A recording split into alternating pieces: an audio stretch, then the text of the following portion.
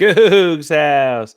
All right, the Houston Cougars are bringing on some new faces. We've got to hear a little bit about them, plus a whole bunch of other new faces in other parts of campus and people all over town. It's a busy time in Houston. You are Locked On Cougs, your daily podcast on the Houston Cougars, part of the Locked On Podcast Network, your team every day.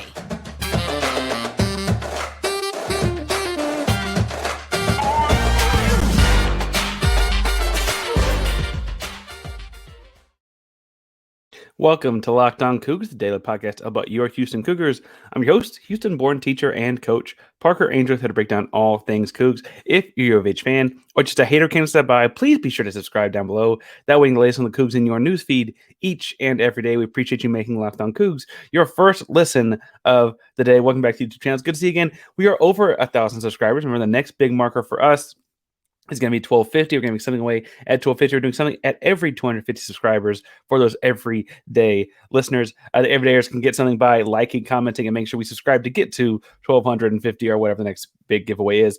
We're going to try and do something bigger at the 2000 mark, so like every 1,000 or whatever, every big number. But we are going to give something away at 1250. So again, be commenting down below. If after listening to a bunch of new faces, you have nothing else to say, tell us. Okay, I'm a big diet soda fan. I have this argument with people. Diet or regular? All right, so a couple things to break into. First, Coach Sampson spoke some about what he sees both Damian, Dunn, and LJ Cryer bring in after having just transferred to Houston in the transfer portal. So that'll be a longer first segment talking about what he said about them and kind of how they fit in to the scheme here in Houston. Second segment is going to be talking about the women's team a little bit, bringing in a fairly sizable impact basketball player on the women's side of things. And then also want to talk some in the third segment about the baseball team. The baseball team's had a pretty strong showing here. But first, let's talk some about first things first, Damian Dunn committed first. Let's start with him. Coach Kelvin Sampson did start to talk about him by talking about his maturity and how much maturity he brought to the team. I thought it was interesting to point out, like Sampson pointed out how like he got in close to the girlfriend and Damian Dunn has a son and like those kinds of things, and how like that all like had this much more mature kid than the average college age kid coming to campus, and how like that is like one of the skills he's bringing, almost being a more mature person because he's got more real world responsibilities than the average college age kid. He also, worth pointing out, has what Coach Sampson called an old man's game, and then Coach Sampson I think had to like quickly be like, that's not a bad thing, that's the thing pros have too. But that's like when we talked the other day when he committed the everydayer, and we talked about the other day, like the idea that he gets the foul line, he gets to his spots, he goes through contact, he does those kinds of things really, really well. And that was interesting that Sampson pointed out, and looking at like last year's team, when you go through those droughts of scoring, having a guy that can get to the foul line kind of on command is really, really important, because it kind of, those 3 or 4 minute stretches that the Houston Cougars went last year without scoring suddenly become 3 or 4 minute stretches with like 2 or 4 points because of free throws. And while you obviously like to be scoring more than that over the course of that stretch, it's a whole heck of a lot better than not scoring at all. So I think that was an interesting way to look at that as well. I think that it's interesting that he sees this as a back and forth relationship, that Houston will also elevate some of the things that Damian has to work on. For starters, Damian is going to continue to work on. He's a decent defender, but he's going to continue to work on and kind of get up to snuff with the way that Houston does things in those on those aspects. And it sounds like Damian has aspirations to play after college. I mean, every college basketball player would, but Houston will be a place where we continue to elevate that, right? We've seen, obviously, you got like Quentin Grimes playing well in the NBA right now, like crazy good sophomore season he's having. As during the playoffs, they having because they're in the playoffs, but you also have guys all over the G League. You got guys in Europe. I mean, those kinds of things. If Damian Dunn wants to make this a prosperous career for his girlfriend and son, and like continue to like grow their family, like that's a way to go about this too. So I thought that was an interesting tidbit on that side, because that's, a back and forth thing. The other one that Coach Sampson talked about was obviously LJ Cryer. Cryer committed just 24 hours or so after Dunn, and so Sampson took a moment to talk about him as well. But he did point out that he already knew LJ from his from recruiting him out of high school. LJ went to Katie Morton Ranch And he said at a high school, even he was a bucket getter. Like that was a very pure, like he's going to find ways to score. He's a shooter. We mentioned on last time we talked about him. He's over 41% from the 3-point line. He shoots at all three levels, gets the rim, scores the basketball at an elite level. Was third team All Big 12 last year at Baylor. Coach Sampson was quick to point out and like give high praise to the Baylor Bears. Said it's a great program. Said that the team that LJ was on, that Houston played in the Final Four a few years back, was one of the best teams, if not the best team Houston's played since Sampson's been at Houston. And then he went on to talk about like he's not going to be this hired gun pulled in from Baylor. I thought that was interesting phrasing. So he's talking about like he's not just going to come in and be a guy who's going to kick out to shoot, and just kind of cover up everywhere else. Like they're going to integrate him into what Houston does culturally, defensively, and otherwise. So I think the big thing there is similar to Dunn. If Cryer has aspirations to take his game to the next level, playing in the NBA, he's going to have to defend. He saw what Sasser did last year in kind of a 2-point guard set with Jamal Shedd, right, and how they both kind of shared responsibilities there. So I imagine that it helps him to know that he'll be able to play some point guard in Houston, but also it'll be nice to see like he's going to have to grow into what Houston does defensively. And this is that same symbiotic dual relationship where you're going to have Houston helping him become a better defender through the way that they coach schemes and they coach progressions and they coach coverages and they all those different aspects and minutiae that makes Kelvin Sampson's teams so great defensively. They're going to be working that into Cryer the same way Cryer is going to be bringing the baskets to the other side of the floor. And that back and forth, I think is interesting to see because honestly, if Sampson wants to continue to build this program, and if he can turn Cryer into a strong defender in the Big 12 next season, you're going to see a lot of guys across the country go like, oh, the criticism of my game is defense. I can go there and learn from the best. I can learn this guy coached in the NBA for a while. I can go there and do these things there and also get to have my fun on the offense because we know that Sampson has like quick action sets on offense, but otherwise has a lot of free flowing, let the guys go kind of play. And I think that's appealing to guys like Cryer that need to add some defensive tools to their repertoire into their toolbox to get to the next level. If this goes well, I don't think Cryer's the last one to do this, right? Where he comes in as a pure bucket getter that learns the defense side of the game in the course of both of these guys had 2 years that they could be playing at Houston thanks to the COVID year. And then moving on into their next part of their career. I'm intrigued by this. I think it was nice to see that Sampson was honest and able to talk about both of these guys. And I think it's interesting that Sampson has earned the credibility to talk about both of these guys, right? Like not every college coach is going to pull in a bunch of guys that just signed on the transfer portal and be critical of them and their games in the first media availability he has to talk about them, right? That's not a commonplace thing, but it's a thing that Sampson's earned the right to do because they have faith in him and he has faith in them that they will get better at these things, right? So Sampson can talk about where Cryer has to improve as a defender. He said bluntly, he has to guard his man tougher, right? He said that in the first media availability talking about the kid. That's not common, but he also knows that Cryer signed on knowing that's something they're going to work on at Houston. And so I imagine that's this conversation they've already had without us seeing it, just coming to light in front of us. And it also means that we can like anticipate intentional growth there. The same way we saw Jarris get subbed out last season early on for some silly fouls here and there in early games. And then we saw him flourish as the season went on. And then he's having 6 blocks in a tournament game, right? Those kinds of growth we can also anticipate. Like I imagine early in the season, there'll be games in December where Cryer subbed out early for having a dumb foul, having a guy beat him off the dribble, and everyone's like, we need him on the floor to score, but he can't do the thing, right? And I look forward to seeing those kinds of moments out of Sampson. It's one of my more fun thing to watch and watching a full season. We saw with Arsenault last year, Jarris last year. Cryer and Dunn are not freshmen, but they are new to the program, and I imagine you'll see some of the same kinds of growth out of them. Now, I want to talk about some other people coming to campus in the next segment, but first, we also need to talk some about Built Bar, because if you're looking for a delicious snack but don't want all the sugar and calories, then you need the best tasting protein bar out there. Built, trust me, you got to try this. If you're like me and you'll make healthier snack choices, but you don't want to compromise on taste, I've got just the thing for you, Built Bars and Built Puffs.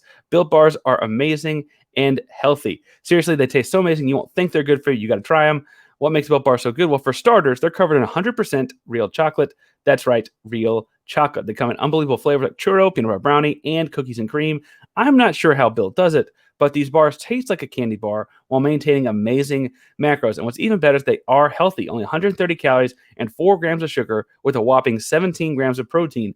And now you don't need to wait to get a box. For years, we've been talking about ordering Built Bars at Built.com, but now you get them at your local Walmart or a Sam's Club, while you can still get your specialty flavors at Built.com.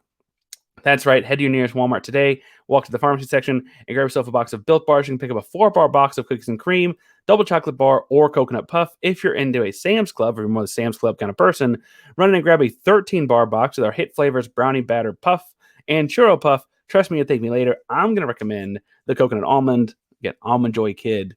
Tastes very much the same, but that's my recommendation. And my recommendation to you is that if you don't want to wait on these bars, just run down to your nearest Walmart or Sam's Club today and buy a box. Built Bar is just that good. All right. So I said I want to talk some about other people coming to campus, and I do want to get into the girls' team adding a fairly impact transfer from the JUCO level in a moment. But I will say part of the reason this episode's coming out a little bit later is I was hoping for some news this morning on people coming to campus. There are a handful of defensive football recruits on campus today as we record this on a Friday leading into the weekend. And so I was hoping that there'd be some more news on that this morning at the Crack of Dawn. There was not. Look for that kind of news to come out over the course of the weekend. If those kids have anything to say about what they think on their trip through Houston, there are some people on their trips to Houston. I also think it's worth pointing out that it does sound like a bunch of people are anticipating a flood of football players into the transfer portal on like Monday, Tuesday, Wednesday of next week after this weekend spring games kind of wrap up. For a bunch of teams that started their spring ball a week later than Houston are into their spring games this weekend. And so like how those things roll out will play, how those things play out will kind of roll into next week. Guys disgruntled or upset about how they did or didn't get on the field. You can imagine that they'll be hitting the transfer portal early next week, and so then you'll see Houston start recruiting some of those guys and those kinds of things. I was hoping some of those guys on campus today would get mentioned more publicly. We'll be talking about them more in episodes to come. In this episode, I do want to talk about Djessira Diawara. She is a 6'3" forward that is committed to the basketball team, and we don't talk a whole lot about women's hoops on this show, but I do want to say this is a big junior college get from Clarendon College. In junior college basketball, she was getting 18 points and 16 rebounds per game. Yes, you heard that right. 18 points and 16 rebounds per game. She's a skilled lefty, does a lot of great things about catching the high post and finishing the left hand. She pretty much goes hard left all the time in her offensive game and still gets her 18 points, right? Now, in Big 12 play, I don't know what the 18 points looks like. I do think in watching some clips of her online, though, that the 16 rebounds will transfer. I don't know if it'll transfer to 16 rebounds per game, but that's a lot of rebounding, and that's because she's got this crazy high motor. She's all over the floor. There's one, and some clips of her online, there's one play where she starts at the right elbow, shot goes up over her head, and she beats 3 offensive rebounds. She beats 3 defenders to the far dunker spot over there to get the rebound, fighting through box outs and stuff like that. She's really, really talented and impressive kid coming to the University of Houston. And I know we don't talk about this team a lot, but the University of Houston women's team did just almost sneak their way into the backside of the NCAA tournament by almost winning the conference tournament, right? They had a lead throughout part of the game in the conference championship game against East Carolina. And frankly, you remember, like, kind of had a magical run to get there. South Florida getting knocked out early by someone else kind of helped, obviously, but Houston, like, does have a program that, like, was right there. And you know, the Big 12 women's basketball side is not quite the same as the men's basketball side as far as like dominance on a national scale, but it is a uptick in talent from the American Athletic Conference, and it is the kind of thing that we're going to see Houston kind of continue to adapt to, right? Is Houston really ready to go on and play at this level? That's my phone watch going off again. But adding women like Diawara is going to add to the ability of Houston to be able to compete at that level. And I think she's an impact player right away next season. We're kind of seeing some influx in and out of the Houston women's roster. It's not quite the dramatic overhaul of it, but there are people coming in and out for sure. And frankly, there's something to be said about some of the talented players leaving. So, like, what does it say about Houston going into the Big 12? Bringing in Diawara, I think, is a good sign for them, for Lady Cougs. And I have to say that basketball season is more fun when both teams are doing well, right? We've had seasons at Houston where both teams have done well. We've had seasons at Houston where both teams haven't. And I think we continue to support and improve this program, and adding women like Diawara is a key way to do it. Big time impact transfer for sure. Now, I mentioned that I want to get into a third segment about baseball a little bit. So let's talk a little bit about the Diamond. Now, the baseball team, we mentioned the first time when basketball season ended, they were like, well, we got to move into baseball a little bit. They were just below 500. The Cougs are now a solid 18-15, just over 500 after having won four of the last 5 games. They also, for what it's worth, take the mound tonight against South Florida at home for Friday, Saturday, Sunday series. To get tickets to those games, I should say first, obviously go support the teams. But if you actually go to the school's website or Twitter pages or whatever, if you donate to Team Up with Todd, so head coach Todd Winnington, who just hit 400 wins in a day, shouts to Todd Winnington. If you go and donate to his charity, which donates money to the fight against leukemia and lymphoma. Those charity donating $50 or more gets you 4 general admission tickets to the games this weekend. All you got to do is show your donation slip to the box office. So I would say go cheer on the Cougs and buy tickets and whatever, but I actually want to say go donate money to Todd's Team Up with Todd charity, and then show your donation to the box office so you can get in the games. Todd Winning is doing a great job of both. I mean, 400 wins is nothing to sneeze at on the field. And also, it's a good cause and a great way to go about it. Now, South Florida this weekend, I'm hoping for continued success with the Bats. We've seen Houston put up some impressive scores over the last few games, like 17 runs here, 14 runs there. Really impressive stuff.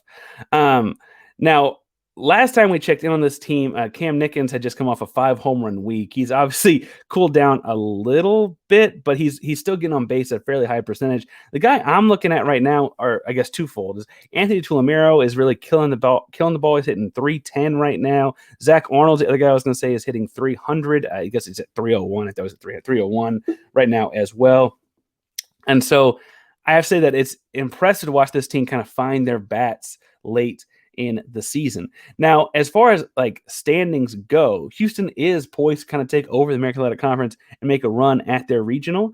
They did beat East Carolina 2 out of 3 times, and that's the conference leader right now. And so I think that that's a good sign that they can continue to chip away with a couple big wins over South Florida this weekend. They got Houston Christian next week, and then a few on the road at Memphis into next week, right? If they continue to work these things, it'll be interesting to see how they go and how they do. But it's been a while since we've had a strong baseball team on campus, and I think that things are trending in a direction where this might be one. I don't know that I would have said that 2 months ago, and that's kind of why we didn't follow them a whole lot 2 months ago, so we want to stay a little positive on the show if we can. And they're turning things around. They're turning things around, and I had to say that I'm encouraged to watch them in conference and watch them keep going. What's funny, though, is that that's not even necessarily the biggest Houston Cougar baseball story in town. Obviously, if you are a baseball fan of the state of Houston, you are watching the World Series champion Astros, right? I mean, they've won 2 World Series in the last 6 years and all those kinds of fun, exciting things. It's been great to see the turnaround happen. I mean, the 3 years of losing led to the 2017 World Series, and then ALCS after ALCS after ALCS throughout and a couple World Series appearances in between. Great fun. But outfielder / designator hitter Corey Julks is a Houston Cougar, and I've said that's been one of the more fun stories to follow in this Astros baseball season has been Houston's own Corey Julks. Now, Corey is from Friendswood, Texas, so he is literally Houston all the way. I guess I should point out, he was in the minors for 5 years. He was in the minor league system, and then he worked his way up to getting moved into the show, right? the big league roster just this year. And in just 34 at bats, he already has 6 runs, including 1 big home run Wednesday against Pittsburgh. Really, really fun to see a Cougar excelling for Houston at the professional level. Obviously, like the Astros are also like the top end of the professional level, right? They're still on FanDuel, the number 1 team favorite at plus 650 to win the whole thing. And he is very much, he's not just on the team or on the roster or in the system anymore. He is a featured player in what they're doing. Shouts to Locked On Astros. They're doing a great job of talking about him and his role as well. They call him the Incredible Jokes, and I like that. I have to say, in watching him play, I think it's clear he enjoys playing for Houston. He pounds the chest, shows the H, etc. He's Houston through and through, and it's really, really fun and cool to see. They face the Texas Rangers this weekend, so if you're into pro baseball, I guess that's too. But please cheer on both teams. I don't want to defer people from one to the other, but you got Cougars in both ends, and I guess that's fair. That's a short episode today because, again, we are hoping for more football news this week with some guys showing up on campus and transferring in. Thank you all so much for tuning in today. You can find me to talk all things Houston Cougar basketball, football, baseball. We're adding a hockey team, apparently. Find me at Ainsworth 512, PAINSWRTH 512 on Twitter, Instagram, and all of your social media handles. I'll be happy to talk all things Cougs, Rockets, Astros, and Texans as well, I guess, but all things Cougs. If you're looking for a second listen of the day, we appreciate you making ours your first. And for a second listen, I'm going to recommend that Locked On Astros episode that does talk about Corey, because it was a fun listen with H-Town Wheelhouse as well. So make sure to check that out. Thanks so much for listening to Locked On Cougs today. Locked On Cougs is a proud member of Locked On Podcast Network. That means your team every day. Go Cougs.